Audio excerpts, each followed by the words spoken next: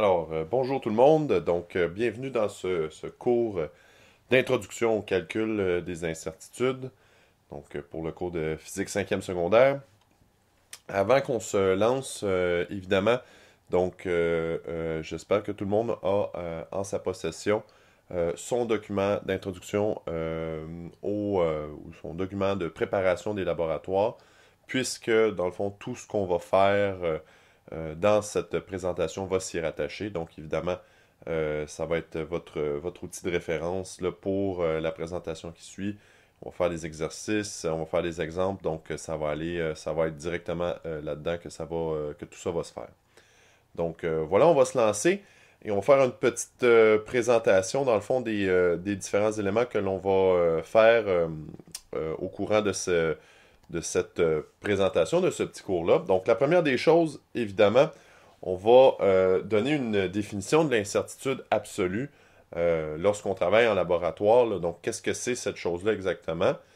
Et par la suite, donc, la première partie, ça va être d'essayer de trouver comment est-ce qu'on peut déterminer dans une situation donnée, l'incertitude absolue. La première partie va porter, dans le fond, sur les instruments. Donc, comment est-ce qu'on peut, lorsqu'on prend une mesure avec un instrument, déterminer ce que c'est l'incertitude associée à cet instrument-là. Par la suite, donc, il y a quelques règles, il y a deux règles essentiellement de présentation des incertitudes. Donc, on ne peut pas écrire une incertitude de n'importe quelle manière. Il faut respecter des règles de présentation. Et on va aborder du même coup, donc la question des chiffres significatifs. On verra ce que ça veut dire dans quelques instants. Par la suite, la dernière chose qu'on va faire, c'est dans le fond faire des calculs d'incertitude avec des données transformées. Donc, on va donner quelques exemples de cas typiques pour ces calculs. Ce qu'il faut bien comprendre, c'est que la présentation qu'on a en ce moment, c'est vraiment juste une introduction et c'est vraiment à long terme qu'on va acquérir ces connaissances-là. Donc, on est en début d'année. On va vraiment là, acquérir les calculs d'incertitude et puis tout ça, on va revenir là-dessus en cours de route toute l'année. Donc, c'est vraiment là, un objectif à long terme. Et si à la fin de cette présentation-là, c'est pas encore parfaitement clair pour vous, ben sachez que c'est complètement normal. Donc là, ça va aller quand même, je dis relativement vite, mais je devrais garder un rythme là, correct pour que tout le monde puisse prendre les notes et tout ça. Mais sachez que si à la fin de tout ça, à la fin du processus, il y a encore des choses que c'est nébuleux, ne soyez pas inquiets.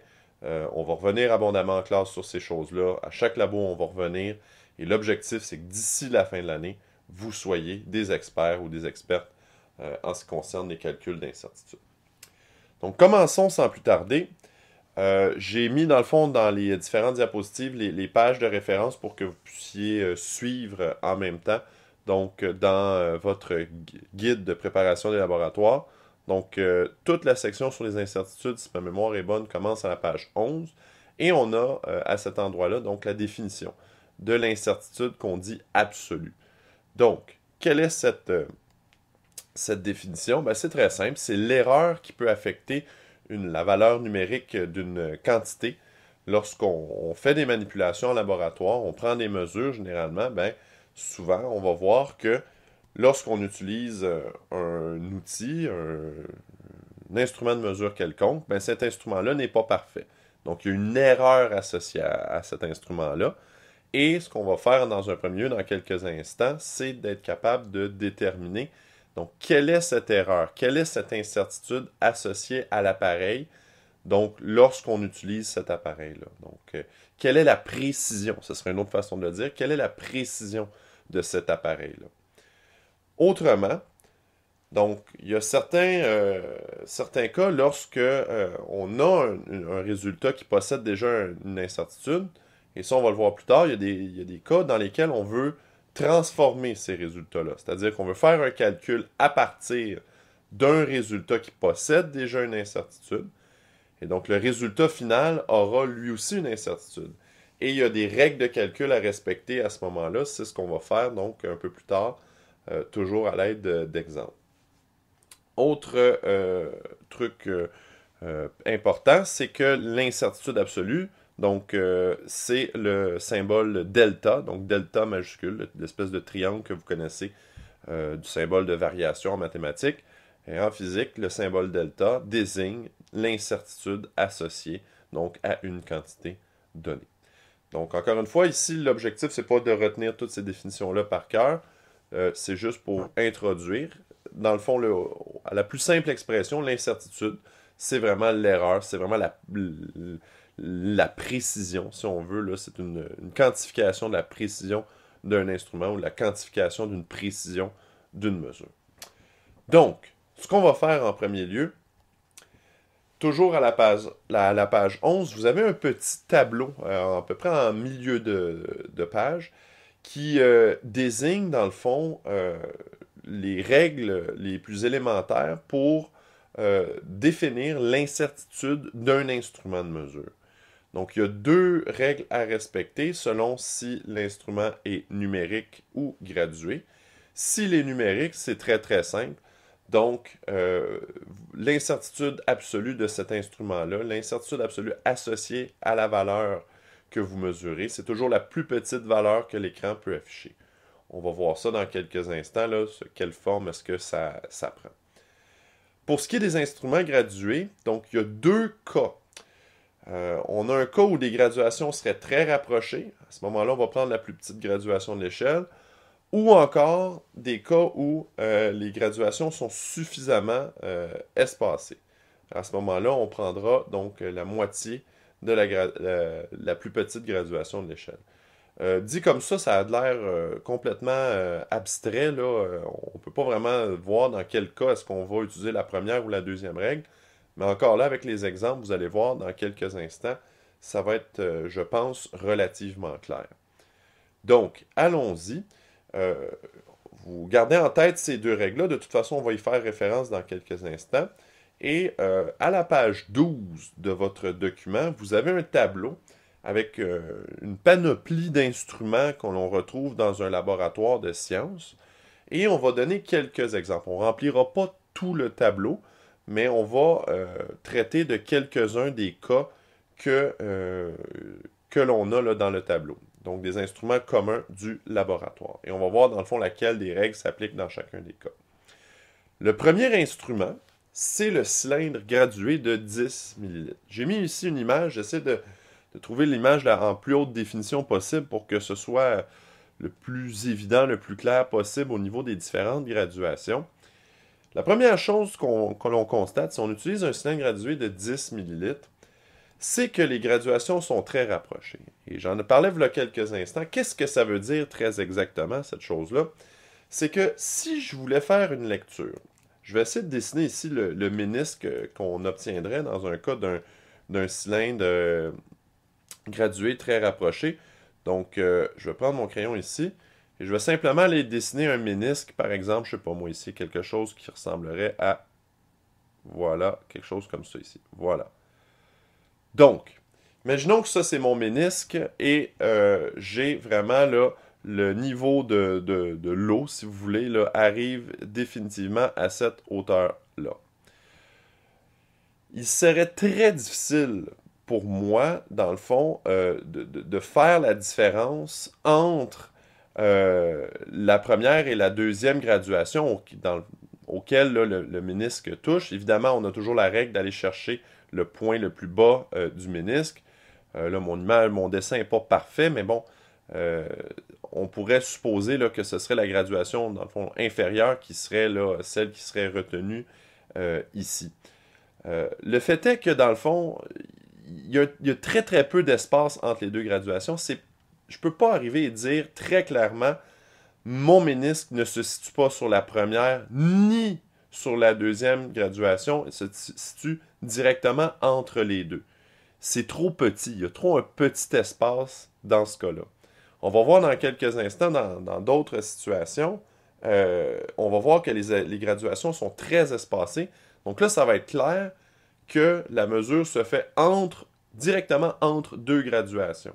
Mais dans le cas présent ici, c'est beaucoup trop peu espacé, c'est très rapproché.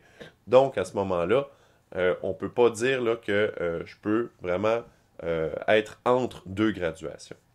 Cela dit, Donc, comme je le mentionnais, il est pratiquement impossible d'obtenir une lecture qui se situerait entre deux graduations. C'est trop mince, l'espace est trop petit. Et donc, la règle qui s'applique, si vous regardez dans le tableau de la page 11, c'est que l'incertitude absolue de l'appareil est la plus petite graduation affichée par l'appareil. Dans le cas qui nous intéresse ici, donc je ne sais pas si c'est clair là, pour tous dans la classe, le cylindre, c'est un cylindre de 10 millilitres. Il est gradué donc par des bonds là, de 1 millilitre. Donc vous avez 2, entre ici c'est 3, à cet endroit-là 4, vous avez 5 entre. Et entre chacun de ces millilitres-là, vous avez 5 graduations. Donc si vous divisez 1 millilitre par 5, vous avez 0,2 millilitres comme incertitude. Donc, dans votre tableau de la page 12, vous pouvez indiquer comme incertitude absolue, donc c'est 0,2 ml pour le cylindre gradué de 10 ml. Et si vous voulez indiquer un commentaire, vous pouvez simplement indiquer plus petite graduation là, dans la case commentaire. Donc, voilà. Allons-y maintenant pour le cylindre gradué de 100 ml. On va y aller plus rapidement parce que je crois qu'on a bien compris le principe pour celui-là. Donc, c'est pratiquement la même chose que celui de 10 ml. Encore une fois, les graduations sont très rapprochées. Si jamais je devais faire une lecture et que j'avais un ménisque, ben, ce serait très difficile pour moi, donc, d'aller chercher, vraiment de voir que le ménisque se situe parfaitement entre deux graduations, que je ne puisse pas l'associer à l'une ou à l'autre. Donc, c'est pratiquement impossible d'obtenir une lecture qui se situerait entre deux graduations dans ces cas-là. Donc, l'incertitude absolue, même principe que pour le cylindre gradué de 10 ml. Donc, c'est la plus petite graduation. Et dans le cas du cylindre de 100 ml, on le voit, c'est indiqué des fois comme sur le cylindre, là, c'était marqué ici. Mais comment j'aurais pu le savoir sans nécessairement me référer à l'information? Ben, je regarde les graduations, je constate que j'ai 10 ici, j'ai 90, pardon, j'ai 100 là, et j'ai 10 graduations entre les deux. Donc, c'est des graduations de 1 ml pour chacune des petites lignes là, qui se situent sur mon appareil. Donc, vous pouvez indiquer la même information dans votre tableau. 1 ml, incertitude absolue. Et c'est la même règle qui s'applique dans le cas du cylindre gradué. Donc, passons maintenant un peu, on ne fera pas tous les exemples comme j'ai mentionné, donc c'est tout à fait possible qu'il y ait des trous dans votre tableau. On va en faire, je crois, 5 exemples différents parmi là, tous ceux qui sont là. J'en ai mis plusieurs. Si on avait été en classe, on aurait pu faire d'autres démonstrations, mais ce n'est pas nécessaire de tous les compléter en longtemps qu'on comprend la règle générale. OK. Maintenant pour le bécher. Ah, il arrive tout en même temps, mes informations. Bon, c'est pas grave. On va y aller en rafale. On va mieux comprendre avec le bécher pourquoi est-ce qu'on a cette double règle de est-ce qu'on choisit des graduations, est-ce qu'on a des graduations espacées ou des graduations qui sont rapprochées. Dans le cas d'un bécher, que ce soit de 100 ou on va voir tantôt celui de 250, si je remplis mon bécher d'eau, il se pourrait très bien que en remplissant à un certain niveau, mon ménisque de mon bécher arrive à peu près ici. Donc, très clairement, entre deux graduations. Dans le cas qui m'intéresse ici, ce serait par exemple entre 80 et 90. Le ménisque ne toucherait à ni une ni l'autre. Donc, c'est vraiment donc, entre les deux graduations très très précisément. Donc, je ne suis pas capable de dire est-ce que c'est 80, est-ce que c'est 90, est-ce que c'est plus proche d'un de l'autre. Non, les graduations sont très espacées. Donc, les graduations sont espacées. Il est possible d'obtenir une lecture qui se situerait entre deux graduations. Donc, avoir un niveau d'eau qui est entre deux graduations. Et c'est impossible pour moi de définir, dans le fond, si ça touche plus à une qu'à l'autre. Et à ce moment-là, si vous vous référez au tableau de la page 11, donc l'incertitude associée à cet instrument, c'est la moitié de la plus petite graduation de l'appareil. Quelle est la graduation de l'appareil ici?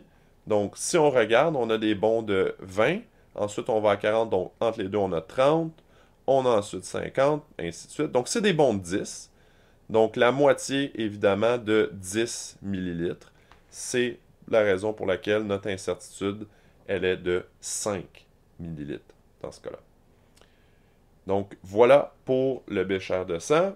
Pour renforcer notre argumentaire, pour le Bécher de 250 ml, c'est exactement la même logique ici. Donc, vous voyez que mon ménisque pourrait arriver là, très facilement entre deux graduations. Je vais d'un dessin très approximatif ici. Voilà. Donc, mon ménisque pourrait être directement en deux graduations. C'est impossible pour moi de désigner est-ce que c'est celle-là ou est-ce que c'est celle-là. Il arrive entre les deux. Donc, on a une situation de graduation espacée. L'incertitude est donc la moitié de la plus petite graduation de l'appareil. Si on lit les graduations sur l'appareil ici, donc j'ai 50. Ensuite, donc j'ai une graduation, ensuite j'ai 100. Donc, ça veut dire qu'entre les deux, j'ai 75. Ensuite, j'ai 125.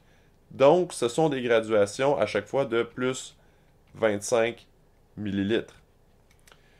Et ainsi, donc si je dois choisir la moitié de cette graduation-là, ben, la moitié de 25 millilitres, ce serait une incertitude associée à cet appareil de 12,5 millilitres.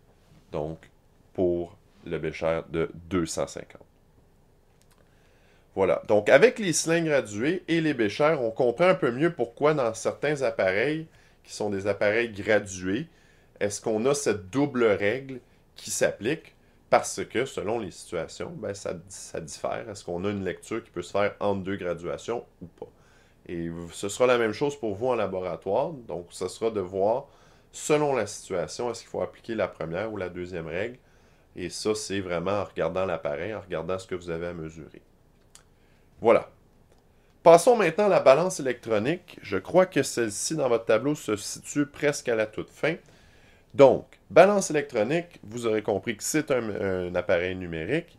Donc, évidemment, la règle qui s'applique, il y en a une seule à ce moment-là. L'incertitude absolue est la plus petite valeur que peut afficher l'appareil. Si vous regardez ici, dans le fond, l'appareil offre une mesure de 7,09. On suppose cela étant des grammes. Donc, à ce moment-là, mon appareil, la précision, elle est au 0,01 g. Donc, ma plus petite valeur que je peux avoir, ce serait 0,01 g ici. Donc, 1/100e de gramme. Et ce serait ici, donc, mon incertitude. Donc, il s'agit juste de visualiser quelle serait la plus petite valeur possible sur le cadran. Ben, ici, ce serait 0,01 g. Et c'est donc l'incertitude associée à cet appareil. Voilà. Je termine ici avec la règle de 30 cm. C'est, je crois, le premier exemple que vous avez. Ça va dépendre beaucoup la règle, parce que c'est un instrument qu'on va utiliser assez régulièrement dans les labos cette année. Ça va dépendre beaucoup de ce que vous avez à mesurer avec la règle de 30 cm. Règle générale, on va considérer que les graduations sont très rapprochées. Parce que lorsque j'ai une mesure à faire, des fois j'ai un objet ou des lignes, par exemple, des traits qui ont une certaine épaisseur. Donc, si par exemple, je devais mesurer un trait qui est ici, entre deux graduations, ben, si mon trait est moindrement large, les graduations sont très proches et ça devient difficile de dire est-ce que c'est la première, est-ce que c'est la deuxième. Mon trait pourrait toucher aux deux graduations. Donc, on va considérer dans une telle situation que les graduations sont très rapprochées. Il se pourrait aussi que ce soit l'inverse si on avait des trucs très très minces, mais dans la majorité des cas, on va fonctionner de cette façon-là. Ce qui veut dire que il est difficile d'obtenir une lecture qui se situerait entre deux graduations. Je crois qu'on a compris le principe avec les cylindres tantôt. Et donc, l'incertitude absolue est la plus petite graduation de l'appareil. Quelle est la plus petite graduation qui se retrouve sur une règle de 30 cm? Eh bien, c'est le millimètre. Donc, on pourrait l'écrire de deux façons. Ou bien 1 mm directement, tout dépendamment des unités de mesure que j'utilise. Ou encore 0,1 cm. Donc, l'objectif de ces dernières minutes, c'était vraiment de comprendre quelles règles expliquent, dans le fond, l'incertitude associée à un appareil ou à un autre. Donc, quand on fait des mesures avec l'appareil en question. si vous avez pris en note les différents exemples dans le tableau de la page 12, donc c'est déjà des très bons exemples pour visualiser les différents cas de figure possibles. Puis éventuellement en classe, là, tout dépendamment des appareils que nous utiliserons, ben on sera à même de dire, selon la situation, est-ce que c'est plus facile, par exemple, dans le cas d'un appareil gradué, est-ce que c'est des graduations qui sont très rapprochées ou c'est des graduations qui sont suffisamment espacées. Donc on sera capable de le juger de cette façon-là. Voilà. Maintenant, parlons maintenant de certaines règles de présentation des incertitudes. Maintenant qu'on sait comment déterminer, par exemple, dans le cas d'un appareil, quelle est l'incertitude de celui-ci, il y a des règles de présentation. Celles-ci sont indiquées complètement au bas de la page 11 de votre document. La première règle de présentation d'une incertitude et d'une valeur qui y est associée est la suivante. Donc l'incertitude s'exprime avec un seul chiffre significatif. Donc un nouveau terme ici, le chiffre significatif dont on va abondamment parler en laboratoire cette année. Les chiffres significatifs, ce qu'ils indiquent dans un nombre, dans une donnée de laboratoire, c'est la précision de celui-ci. Nous, ce qui nous intéresse dans le cas de l'incertitude absolue, c'est vraiment qu'il y ait, dans le fond, un seul chiffre significatif. Et le truc à garder en tête pour l'instant, c'est que le seul chiffre significatif, le premier chiffre significatif dans un nombre, est le premier chiffre dont la valeur n'est pas 0. Donc, pour l'instant, encore une fois, ça peut peut-être être nébuleux qu'on regarde cette information-là, mais on va y aller de quelques exemples, même plusieurs exemples dans quelques instants. Et je crois que ça va nous aider grandement à comprendre cette notion de chiffre significatif. Donc, on y revient dans quelques secondes. Si ça semble encore abstrait pour vous, ne vous en faites pas. Ça va être plus clair avec les exemples qu'on va faire dans quelques instants. La deuxième règle à respecter, c'est qu'une fois qu'on a l'incertitude, donc la précision de la mesure associée à cette incertitude doit être la même que l'incertitude en question. Donc, pour l'instant, c'est pas très très clair comment on va on va organiser ces deux règles-là, mais je vous invite dans le fond à regarder avec moi les exercices de la page 13. Au bas de la page 13, vous avez une série d'exercices sur la présentation des incertitudes. On va les faire ensemble, donc je vais vous guider là-dedans. Et pour chacun d'entre eux, on va appliquer ces deux règles-là successivement. D'ailleurs, précision importante, il y a un ordre dans ces deux règles-là, donc 1 et 2. Donc c'est bien, bien, bien important d'appliquer la première règle d'abord et d'ensuite appliquer la deuxième règle. Donc, on y va. On peut se rendre à la page 13 dans votre document et on va travailler ensemble les exercices qui s'y trouvent. Donc, de représentation des données et des incertitudes à l'aide des deux règles dont je vous ai parlé à l'instant. Premier exercice à la page 13, donc le numéro 1 en bas de la page complètement. On vous donne ici un résultat obtenu avec une balance quelconque, donc c'est une masse de 43,45 kg. Et imaginons que le fabricant de la balance en question vous indique que l'incertitude sur cette balance-là est de 0,2. Il s'agit ici de présenter donc ce résultat conformément aux règles dont nous avons parlé il y a quelques instants.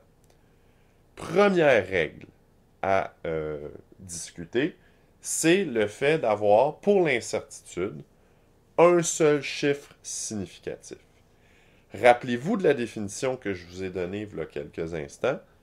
Le premier chiffre significatif dans un nombre est le premier chiffre dont la valeur n'est pas 0. Donc, si on s'intéresse ici à l'incertitude, mon incertitude, c'est 0,2. Donc, évidemment, 0, ce n'est pas un chiffre significatif. Virgule 2, donc ce que j'appelle mon premier chiffre significatif, c'est le 2 qui est ici. Ce que je dois m'assurer, c'est qu'il y ait un seul chiffre significatif, donc j'ai juste 2 ici, tout seul. Si j'avais autre chose par après, par exemple, je sais pas, moi, 0,25, ben, j'aurais pas le choix d'arrondir pour garder mon premier chiffre significatif, 0,2. Donc, mon premier chiffre significatif est identifié. Donc, c'est le premier et le seul. Donc, j'ai rien d'autre là-dedans. C'est vraiment mon premier chiffre significatif ici. Maintenant, donc, ma première règle est respectée parce que j'ai un seul chiffre significatif ici. Et la deuxième règle nous dit que maintenant que j'ai mon incertitude qui est bien présentée, ben, à ce moment-là, la donnée qui lui est associée doit avoir la même précision. Qu'est-ce qu'on parle en termes de précision? Ben, voyez-le de façon la plus simple possible, en termes de nombre ou de chiffres plutôt après la virgule. Donc, dans mon incertitude, j'ai un chiffre après la virgule. Ben, ici, il faudrait que j'en ai également qu'un seul. Donc, 0,2, précis au dixième. Ben, je devrais faire en sorte que 43,45 soit précis au dixième. Donc, la précision doit être la même. Je dois arrondir le nombre qui est ici, donc 43,45, pour avoir la même précision que mon incertitude. Même précision veut dire précision au dixième. Je dois arrondir le 45 pour garder mon dixième ici. Et si j'arrondis, donc 4 suivi de 5, ben le 4 qui est là va devenir un 5. Et ainsi, je vais obtenir 43,5. Mes deux règles sont respectées. Première règle, je vous rappelle, j'ai un seul chiffre significatif, c'est le premier ici, le 2. Et ensuite, mon 2 se situe à la position des dixièmes, un chiffre après la virgule. Mon résultat ici doit avoir également un chiffre après la virgule. C'est peut-être pas encore parfaitement clair pour vous. On va faire tous les autres exemples ensemble. Et rapidement, là, je crois qu'on va apprendre à comprendre ces deux règles-là. On y va pour le prochain. Donc, l'exercice B, vous avez ici une longueur quelconque de 2,7 mètres et vous avez mesuré ça avec un appareil dont l'incertitude, c'est 0,005 mètres. Donc, si vous transformiez ça, ce serait 5 mm. Donc, on veut présenter ça de façon réglementaire en fonction de nos règles de présentation. Première règle, identifier mon premier chiffre significatif. Donc, ici, j'ai 0, 0, 0, ça ne sert à rien. Premier chiffre significatif, il se situe ici et c'est le 5. C'est également le seul chiffre significatif. Je n'ai rien d'autre qui suit. Donc, ma première règle est respectée. Je n'ai pas rien à faire avec ça. Par contre, la deuxième règle nous dit que mon nombre, ma quantité associée, doit avoir la même précision que mon incertitude. Mon incertitude est précise à 3 chiffres après la virgule. Donc ici, c'est 3 chiffres que j'ai. Dans mon résultat en ce moment, je n'ai qu'un seul chiffre. Je dois en avoir 3. Donc, on veut la même précision. Il faut ajouter quelque chose pour avoir la même précision dans mon nombre. Mais qu'est-ce que je vais ajouter pour que ce soit la même précision? Je ne peux pas inventer des nombres. Ben, 2,7, c'est comme si j'avais 2,7 et je n'ai qu'à ajouter 2 zéros. De telle sorte que la précision, j'ai le même nombre de chiffres après la virgule. Ma précision de mon incertitude et de mon résultat est la même. Voilà pour les deux premiers. On continue. Cette fois-ci, C. Donc, même principe. Au départ, je vais aller identifier mon premier chiffre significatif dans mon incertitude. Donc, si j'ai des vitesses qui ont été mesurées, donc mon incertitude 0,0125 km/h. Donc, mon premier chiffre significatif, 0, 0, c'est pas bon. Mon premier chiffre, il est ici. C'est le 1. C'est mon premier chiffre significatif, mais il y a quelque chose qui suit le 1 ici. Moi, je veux juste garder le premier. Le reste, ça ne m'intéresse pas. Donc, la règle nous indique qu'il faut garder seulement que le premier chiffre significatif. Donc, évidemment, on va arrondir la suite. Donc, j'ai 1 suivi de 25. 25, c'est inférieur à 5. Donc, lorsque je vais arrondir, je vais rester à 0,01. Maintenant, si je respecte la deuxième règle, je dois faire en sorte, si je veux respecter la deuxième règle, je dois faire en sorte d'avoir la même précision, donc pour mon incertitude et pour ma donnée. Mon incertitude est précise avec 2 chiffres après la virgule, et là, ici, j'ai un problème avec le 68 km/h, j'ai rien après la virgule. Donc, qu'est-ce que je fais? Ben, on veut la même précision. On va faire exactement la même chose que tantôt. On va ajouter 2 zéros. Je vais effacer ici le 2 pour pas que ça porte à confusion. Donc, juste ici, voilà. Donc, ma façon finale de présenter le résultat, ce serait d'indiquer 68,00 plus ou moins 0,1 km/h. Voilà. On poursuit. Le D. Je pense qu'on commence à s'y faire, là. On commence vraiment à bien comprendre le processus. Il y en a peut-être qui sont, pendant que je parle, là, même en train de compléter les derniers exercices. On va y aller plus rapidement pour le D, entre autres. Donc, première règle, identifier le premier chiffre significatif dans l'incertitude. 0, 0, 0, 0, c'est pas bon. Donc, mon premier chiffre significatif, il est ici. C'est le 5. Il y a des trucs qui suivent. 48, donc 48, c'est inférieur à 50. Donc, si je dois arrondir, je conserve le 5. Je n'arrondis pas au nombre supérieur. Je garde le 5 qui est là. Donc, ça fait 0,0005. Même principe, et là, on va voir, il y a quelque chose d'intéressant qui se passe. Même principe que tantôt. Donc là, ici, j'ai 4 chiffres après la virgule.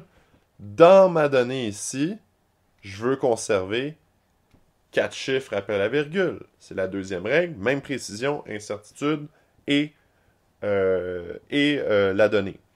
Sauf que, ce que je constate ici, dans mon résultat, donc j'ai 0,0399, et là ensuite, ce qui suit, c'est 721.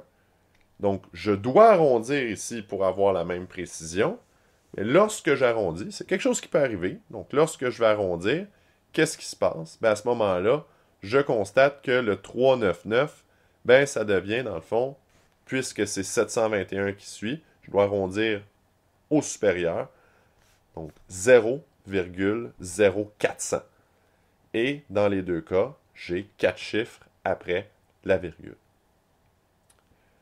Voilà pour le D. Le E. Cas particulier ici au E. Imaginons des mesures de longueur, donc 847 cm, une incertitude de plus ou moins 22. Quel est mon premier chiffre significatif? Donc, le premier chiffre significatif dans l'incertitude, c'est le premier des deux, justement. Donc, c'est le 2 ici qui désigne, dans le fond, la vingtaine. Et le deuxième, ben, ça désigne ici le 2 unités. Si je veux respecter mon principe du premier et seul chiffre significatif, ben, la première des choses que je devrais faire, c'est arrondir pour avoir seulement mon premier chiffre significatif ici. Donc, il faudrait que j'arrondisse à la dizaine. J'ai 22. Si j'arrondis à la dizaine, ça me donne donc 20. Et par la suite, ben, je devrais obtenir la même précision pour mon résultat ici. Donc, j'ai arrondi à la dizaine pour celui-là, donc le 20. De 22, c'est passé à 20. Ben, je devrais arrondir à la dizaine également pour mon résultat de 847. Donc, arrondir à la dizaine, c'est arrondir ici là, le 4 qui est là. Donc, j'ai 4 et c'est 7 qui suit. Donc, si je veux arrondir, ben, je vais arrondir à la dizaine, ça va donner 850. Il y a un problème, cependant. Laissez-moi juste effacer les annotations. Le problème est le suivant. on ne peut pas présenter l'incertitude comme ça. Pourquoi? Parce que le 0 qui est ici, là, qui évidemment ne sert pas à grand-chose, ben, ça nous indiquerait, si je lis cette valeur-là et son incertitude, ça indiquerait que la mesure est précise à l'unité. Donc le 0 qui est là, c'est un chiffre significatif. Et je veux pas ça. Moi, je veux toujours qu'il y en ait juste un. Je veux rien après ici, là. Donc, je ne peux pas présenter 2 zéros. Je ne peux pas présenter 20 comme ça. Donc, je dois avoir une façon de représenter mon nombre et son incertitude, mais sans avoir, dans le fond, 2 zéros. Je dois seulement avoir 2, ici, au niveau de mon incertitude. Que faire? Donc là, c'est tout un dilemme qu'on a. Mais je vous offre 2 solutions. La première, je vais effacer mes annotations. Donc, la première, c'est de représenter le nombre sous notation scientifique. Donc, 850 plus ou moins 20. Donc, si je représente ça sous notation scientifique, donc 20, c'est 2 fois 10 à la 1. Et 850, ben, c'est 85 fois 10 à la 1. Et si je me concentre exclusivement sur cette partie-là de mon expression, ben, ça respecte parfaitement mes règles de présentation. J'ai un seul chiffre significatif dans mon incertitude 2, et ma précision est la même, donc je suis précis à l'unité ici. Donc, fois 10 à la 1 cm, ben c'est comme si vous voulez mon unité de mesure. L'autre possibilité que j'aurais pu faire, c'est de transformer mes unités de mesure, de convertir. Donc, de passer, par exemple, des centimètres au mètre. Et à ce moment-là, en divisant par 100 toutes les quantités, ben, j'aurais obtenu donc une incertitude de 0,2 mètres et la donnée associée, donc 8,5 mètres, plus ou moins 0,2. Donc, il faut faire bien attention de ne pas se faire prendre. C'est rare qu'on travaille avec des incertitudes qui sont supérieures à des unités, donc 1, 2, 3, 4, même d'aller dans les 20, dans les 30, dans les 40, c'est très rare. On travaille souvent avec des données qui sont plus petites. Si jamais ça se présente, il faut faire attention. Donc, il y a des cas comme ceux-là, et là, il faut travailler avec la notation scientifique ou encore changer d'unité pour avoir des règles de présentation qui sont respectées. Terminons avec un dernier exemple, une masse en grammes. On va y aller rapidement pour celui-là. Donc, un autre cas intéressant ici. Donc, je constate que mon premier chiffre significatif dans mon incertitude, c'est le 9 qui est ici. Et là, je vais arrondir. Donc, quand je vais arrondir, qu'est-ce que je vais constater? Oh, 0,72 qui suit. Donc, si j'arrondis, ben, je dois arrondir au chiffre supérieur. Donc, je vais passer ici à 0,01. Puisque, à ce moment-là, le fait d'avoir 9,72, ben, je dois arrondir à l'espace supérieur. Donc, je m'avance d'une décimale, si on veut. Et là, par la suite, donc, même principe que tantôt, je suis précis au dixième centième. Donc, je vais avoir exactement la même précision dans ma donnée ainsi que dans l'incertitude. Donc, je dois arrondir tout le reste qui est ici, là. Je dois m'en débarrasser. Donc, 11,39. Est-ce que j'arrondis au supérieur? Non, c'est plus petit que 50. Donc, à ce moment-là, je garde le 3,11 comme c'est ici. Voilà. Donc, évidemment, c'est une introduction qui est rapide aux règles de présentation, comme tout le reste, là. Je vous le répète, et je vais le dire encore quelques fois d'ici la fin de la présentation, je ne m'attends pas à ce que tout le monde saisisse parfaitement le principe dès le premier coup. C'est vraiment au fur et à mesure qu'on va faire des laboratoires cette année qu'on va développer notre compréhension de ces règles de présentation-là. Mais en faisant les petits exemples avec vous, déjà là, on a couvert pas mal de cas possibles. Donc, c'est important que vous les ayez pris en note, là, ces exemples-là. Comme ça, plus tard dans l'année, vous pourrez vous référer à votre document et aller voir ce qu'on y a fait là, pour comparer, peut-être dans certains cas que vous aurez. Dernier sujet qui nous intéresse pour aujourd'hui, c'est le calcul d'incertitude des données transformées. Je vous mets en situation ici pour comprendre l'importance de ça. Donc, imaginons qu'on doit faire un calcul à partir d'une donnée ou de données obtenues en laboratoire. Évidemment, si les données initiales ont une incertitude, le résultat final aussi devra avoir une incertitude. Un petit exemple pour illustrer mon propos. Vous allez voir, vous allez vous reconnaître là, par rapport à ce qu'on a fait récemment. Imaginons que vous deviez récemment, dans un quelconque laboratoire, mesurer un cercle lumineux à l'aide d'une règle quelconque. Et que vous avez fait ça, et que vous avez pris par exemple une mesure de 3 cm, et que maintenant que vous connaissez les façons de présenter et les règles d'incertitude, vous savez que la règle possède une incertitude de 0,1 cm, soit 1 mm. Imaginez que, également, par la suite, suite à cette expérience, vous devez calculer l'aire de ce cercle lumineux.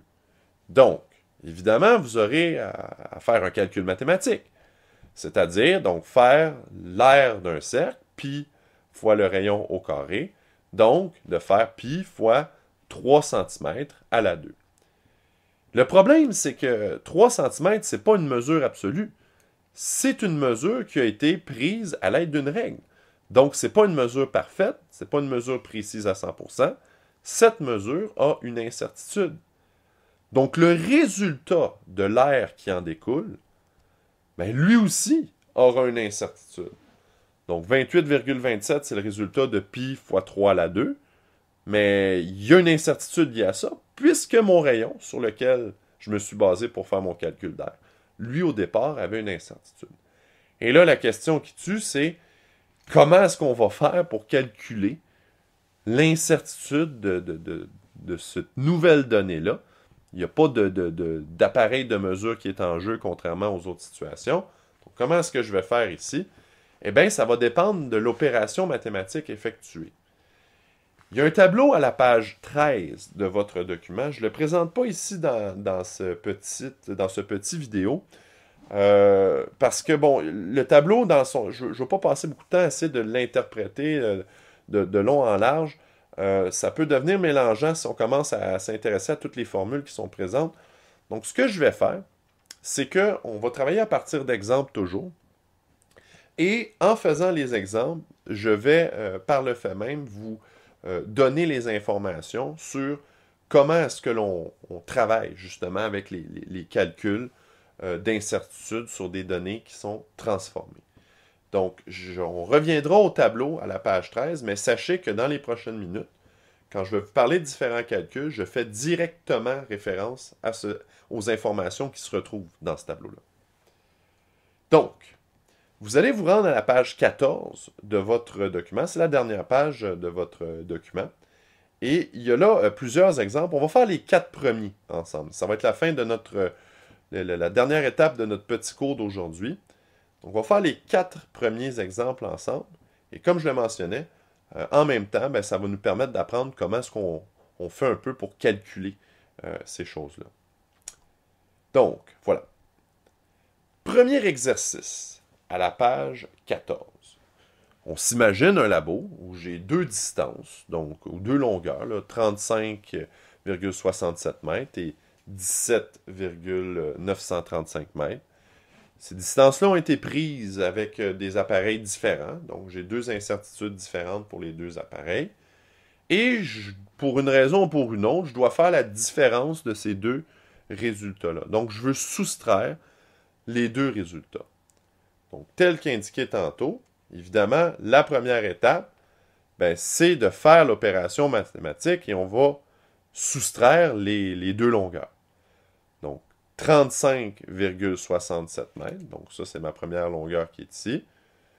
Donc, 35,67 mètres, je vais soustraire à 17,935 mètres. Ça vous donne, si vous faites le calcul, là, très rapidement, 17,735 mètres.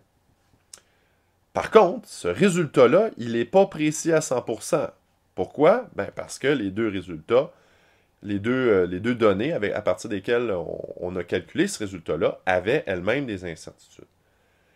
Qu'est-ce que je dois faire pour calculer l'incertitude de ce résultat-là? Donc, quelle est son incertitude? L'opération mathématique que j'ai faite ici, c'est une soustraction. Et que ce soit une somme ou une soustraction, la façon de calculer l'incertitude du résultat final, ben c'est tout simplement d'additionner les deux incertitudes des deux données préalables, les deux données de départ.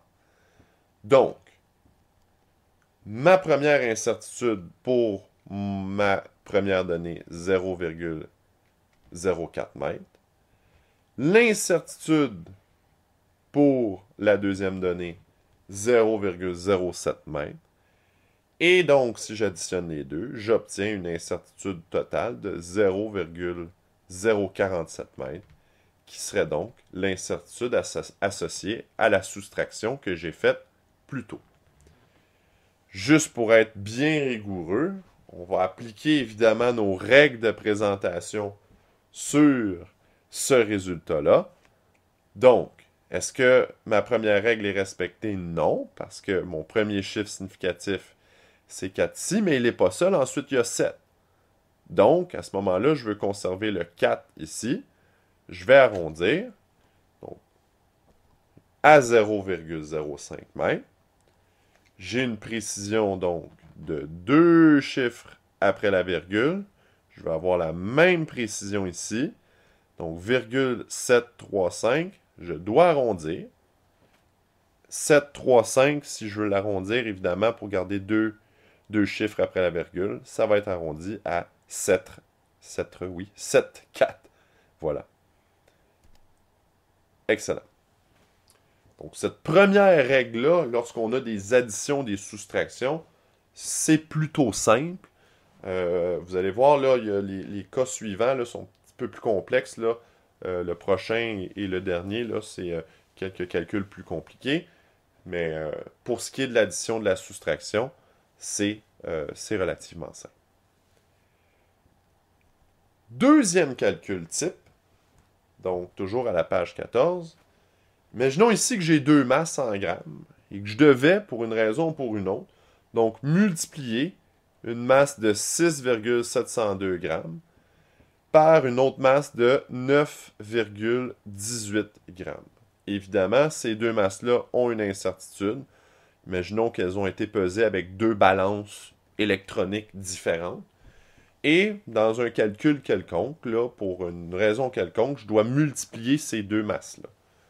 Donc, évidemment, première étape, ça c'est rien de très très sorcier. Donc, je dois faire la multiplication des deux masses. Donc, 6,702 fois 9,18. Donc, si vous faites le calcul, ça devrait vous donner donc 61,52 436 grammes carrés. Qu'est-ce que c'est des grammes carrés? À quoi ça sert?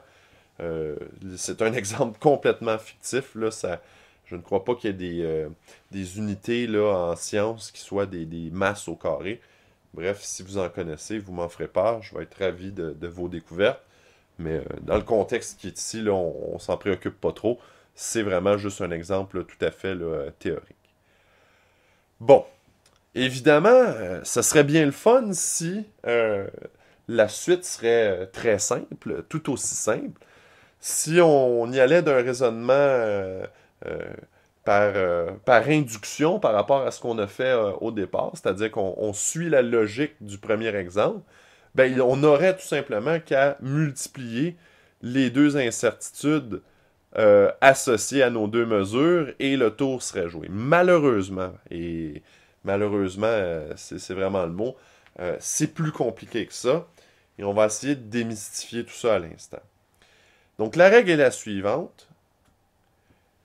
Dans le cas d'un produit ou d'un quotient, donc c'est-à-dire multiplication ou division, la règle nous dit il faut, pour trouver l'incertitude finale, l'incertitude ici qui est sur notre fameuse masse carrée, ben, on doit additionner une quantité qu'on appelle une incertitude relative et ensuite multiplier par le produit ou le quotient. Donc, mon résultat que j'ai obtenu ici préalablement. Petite définition très rapide, ça vous avez ça à la page 11 de votre document. L'incertitude relative, c'est le rapport entre une incertitude et sa mesure. Donc, allons-y très très tranquillement pour essayer de comprendre un peu le principe. Ce que je veux faire, c'est de prendre l'incertitude relative de mon premier résultat ici. Je vais juste effacer pour qu'on puisse mieux visualiser ce dont je parle. Donc, mon premier résultat, ma première donnée, 6,702 plus ou moins 0,005 grammes. Donc, je vais aller prendre l'incertitude de 0,05 que je vais ensuite diviser par la mesure de 6,702. C'est ce qu'on appelle l'incertitude relative. C'est l'incertitude absolue sur, dans le fond, la donnée. Donc 0,005 divisé par 6,702, c'est ce qu'on appelle l'incertitude relative de la première masse. Je pense qu'avec cette définition-là, la deuxième partie, ça sera pas si mal. Donc, il faut additionner les incertitudes relatives. Donc, j'ai une autre mesure ici. Vous aurez compris que je vais faire exactement le même processus. Donc, je vais aller prendre l'incertitude et je vais la diviser par la donnée. Et j'additionne ces deux résultats-là. Donc, je fais l'addition des incertitudes que l'on dit relatives. Ça, c'est la première partie de mon énoncé ici. Additionner les incertitudes relatives. Mon Dieu, c'est pas terrible ça. Je me reprends. Je vais y aller plus stratégiquement. Et on va choisir le surligneur, ça va être plus clair. Voilà, additionner les incertitudes. Ouf, c'est pas tant mieux. Voilà. Incertitudes relatives. Voilà, ça c'est fait. Donc ça, c'est la section qui est ici. Deuxième partie de mon énoncé, je dois multiplier par le produit ou le quotient. Quel est ce produit ou ce quotient? Ben, c'est ce que j'ai calculé au début. Donc, je dois multiplier le résultat de l'opération en jaune par ce résultat-là ici. Donc, je vais calculer le résultat de toutes ces deux incertitudes relatives combinées et je vais multiplier par le résultat de ma multiplication, par mon produit qui est ici. Le résultat de ça, c'est l'incertitude de ma donnée 61,52 quelque chose, c'est 0,17994. Donc, je dirais 61,52436 plus ou moins 0,17994 grammes carrés. Encore une fois, je vais être pointilleux par rapport à ça. Règle de présentation. Donc, si on respecte nos règles de présentation, premier chiffre significatif de notre incertitude, c'est le 1 qui est ici. Donc, on va arrondir. Tout le reste qui suit, ça va être 0,2. Et je dois avoir la même précision avec mon résultat et son incertitude. J'ai un chiffre après la virgule, je dois avoir un chiffre après la virgule dans mon résultat. Donc, ce sera 61,5 plus ou moins 0,2. La règle que je vous présente ici, c'est vraiment une règle qui n'est pas évidente à gérer. C'est clair qu'il y en a plusieurs probablement parmi vous qui regardez ça et font « Oh, wow, ok, il y a plusieurs choses à penser. » Évidemment, c'est sûr, c'est beaucoup de choses là, à réfléchir au départ, mais je vous dirais, faites-vous-en pas. On est quand au début, c'est la première fois que vous travaillez ça de votre vie, c'est tout à fait normal. On va travailler ensemble et au fur et à mesure des laboratoires, vous allez voir que ces choses-là vont s'assimiler. Le plus que vous allez en faire, que c'est comme toute chose, le plus que vous allez pratiquer, le meilleur vous allez être. Avant-dernier exemple. Celui-là, il est plus simple, heureusement. Donc, c'est un cas où j'ai une constante ici. J'ai pris la valeur de pi. C'est pas innocent là, de prendre pi ici parce que c'est une constante qui revient dans le premier laboratoire, qu'on calcule entre autres l'aire d'un cercle. Donc, imaginons que j'ai une constante que je multiplie par, dans ce cas-là, ici, c'est une longueur en centimètres qui a été mesurée avec une règle quelconque. Et l'incertitude sur cette règle, c'est de 0,8 cm. Donc, encore une fois, la première étape, ben, c'est de multiplier les constantes. Non, c'est plutôt la constante pi. Donc, oubliez le lait ici. C'est vraiment la constante pi par la longueur. Donc, tout simplement multiplier pi fois 283,7 cm, ce qui vous donne un merveilleux chiffre arrondi là, de 891, bien des trucs centimètres. Qu'en est-il maintenant de l'incertitude de ce résultat-là? Eh bien, vous serez très content de savoir que la règle, elle est super simple dans ce cas-là. Et c'est la plus logique des règles. Donc, dans le cas d'une multiplication par une constante, il s'agit tout simplement de multiplier l'incertitude initiale, donc le 0,8, par la même constante. Donc, si je veux trouver l'incertitude sur le résultat que j'ai ici, j'ai tout simplement à prendre l'incertitude de départ 0,8 et faire la même opération que j'ai fait sur ma valeur de 283, donc multiplier par pi. Ce qui donne une valeur de... Oh mon Dieu, c'est épouvantable. Je vais pratiquer mon travail au stylet, c'est pas terrible. Donc voilà, j'efface ça, c'est reparti. Donc, mon résultat de 2,51 quelque chose. Et à ce moment-là, au niveau des règles de présentation, même principe que tantôt. Premier chiffre significatif, il est ici. Au départ, c'est le 2. Je vais arrondir tout ce qui suit. Donc, ça va être arrondi à 3. Et j'ai une précision ici à l'unité. Donc, je dois avoir 0 chiffre après la virgule. Ben, c'est exactement ce que je vais faire ici. Même précision. 891 plus ou moins 3 cm. Voilà une règle qui est relativement simple d'utilisation. Donc, voilà pour cette situation. Et un tout dernier exemple pour terminer ce petit cours rapide, express sur les incertitudes. Donc, l'exemple D, où vous avez ici une mesure et son incertitude qui sont élevées à un exposant. Dans ce cas-là, c'est par exemple l'exposant 3.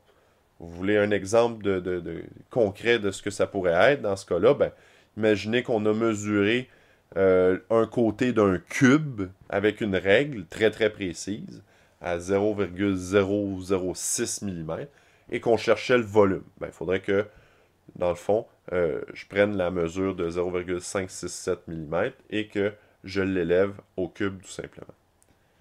Donc, une fois de plus, première étape, on va calculer la puissance, on va calculer dans le fond le résultat. La puissance, c'est le résultat de l'opération de mettre à l'exposant. Donc 0,567 à la 3, ça vous donne, si vous faites le calcul, donc 0,18 et plein de chiffres qui suivent le millimètre cube. Quelle est l'incertitude de ce résultat? Bien évidemment, j'ai une règle de calcul tirée du tableau de la page 13 qui nous permet de trouver ça. Donc, quelle est cette règle? Malheureusement, ce n'est pas de prendre l'incertitude et de la mettre à l'exposant 3. C'est un petit peu plus compliqué que ça. Donc, la voici. Donc, dans le cas d'une mesure élevée à un exposant, on doit multiplier 3 choses pour découvrir quelle est l'incertitude. On doit multiplier l'exposant. Dans notre cas ici, c'est 3. L'incertitude relative, on en a parlé de l'incertitude relative tantôt. Donc, c'est mon fameux principe de prendre mon incertitude et de la diviser par la mesure correspondante. Et je vais également multiplier donc la puissance.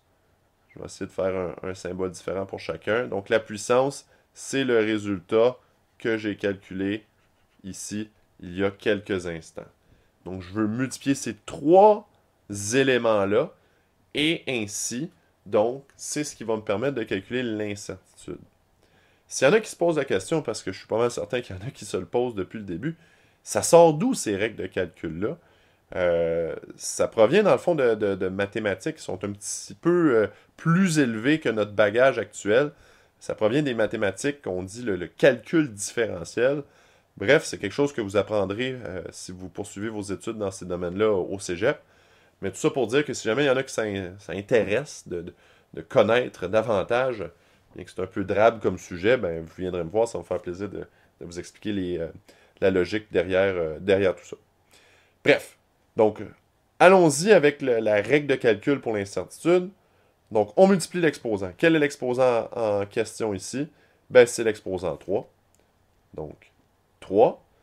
On va multiplier par l'incertitude relative. Rappelez-vous du principe. Je prends l'incertitude absolue 0,006 divisé par la mesure. Donc, l'incertitude relative. Et je vais multiplier ensuite par le résultat. Donc, le résultat de mon opération initiale. Donc, ma puissance que j'ai calculée.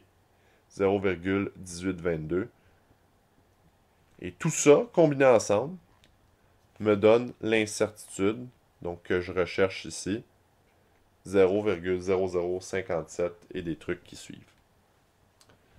Pour terminer sans beauté, règle de présentation des incertitudes, on y va. Donc, quel est mon premier chiffre significatif? C'est le 5 qui est là.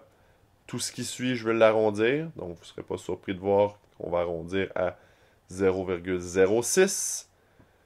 Et pour terminer, j'ai 3 chiffres après la virgule, 0,06. Je vais conserver 3 chiffres après la virgule, même précision pour l'unité, pour la mesure et son incertitude.